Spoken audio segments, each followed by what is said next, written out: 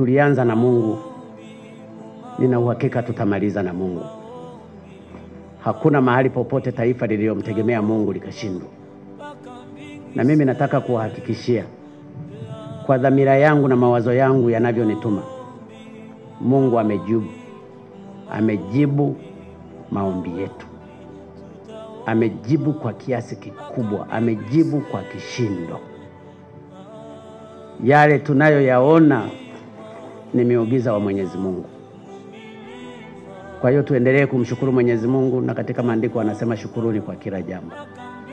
Na ndio maana nimewaomba ndugu zangu wa Tanzania watakaoguswa kuanzia Ijumaa kesho, Jumamosi pamoja na Jumapili, tukaitumie hizo siku pia kwa wale watakaoguswa kumshukuru Mwenyezi Mungu.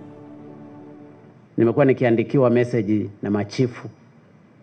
Kuna chifu mmoja kutoka Loria kule akanambia, sisi pia tunaomba Mungu, tuna miungu yetu. Nikasema ruksa, endeleeni, kwa sababu Mungu ni yule yule ambaye tunamuomba.